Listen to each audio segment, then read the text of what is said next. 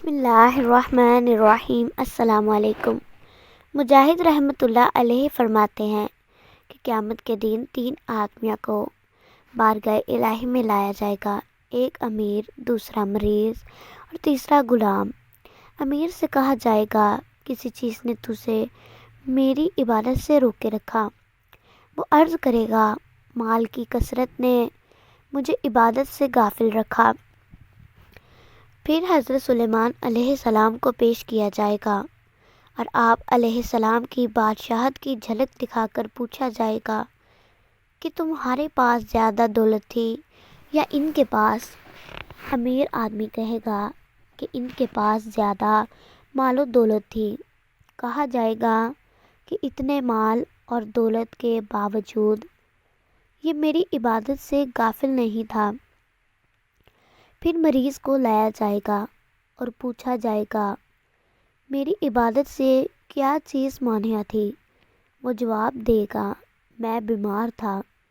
اب سیدنا ایوب علیہ السلام کو بیماری کی حالت میں لایا جائے گا اور پوچھا جائے گا تم زیادہ بیمار اور لاچار تھے یا کہ یہ؟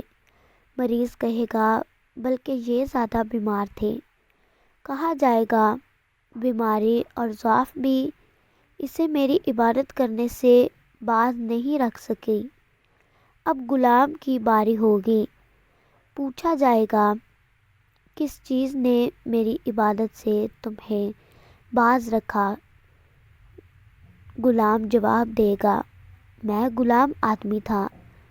اب سیدنا یوسف صدیق علیہ السلام کی غلامی کی زندگی دکھائی جائے گی اور پوچھا جائے گا تمہاری غلامی اور قید زیادہ سخت ہے یا کہ ان کی؟ وہ جواب دے گا ان کی۔ کہا جائے گا ان کی غلامی اور قید بھی میری عبادت میں آڑے نہ آ سکی۔ میرے اور آپ کے پاس کیا عذر ہے؟ آئیے توبہ و استغفار کرتے ہوئے اپنے گناہوں کی معافی مانگیں اور مالک کائنات اور خالق الارض والسماوات کی عبادت میں جٹ جائیں۔ اس نے ہمیں اور جنوں کو صرف اپنی عبادت کے لیے پیدا فرمایا ہے، اور اگر بقضائے بشریت گناہ سرزد ہو جائیں تو معافی مانگنے میں دیر نہیں کرنی چاہیے۔ سیدنا ابو سعید رضی اللہ تعالیٰ عنہ سے روایت ہے کہ اللہ تعالیٰ عز و جل کے رسول اللہ صلی اللہ علیہ وآلہ وسلم نے ارشاد فرمایا، شیطان نے اللہ تبارک و تعالیٰ سے کہا اے اللہ، اے میرے رب، تیری عزت کی قسم، جب تک تیرے بندوں کی روحیں ان کے جسموں میں ہیں میں انہیں برابر بہکاتا رہوں گا۔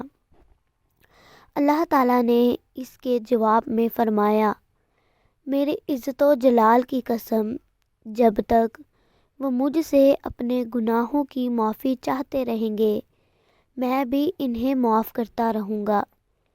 ویڈیو پسند آئی ہو تو لائک اور شیئر کر دیں۔ جزاک اللہ۔ اللہ حافظ۔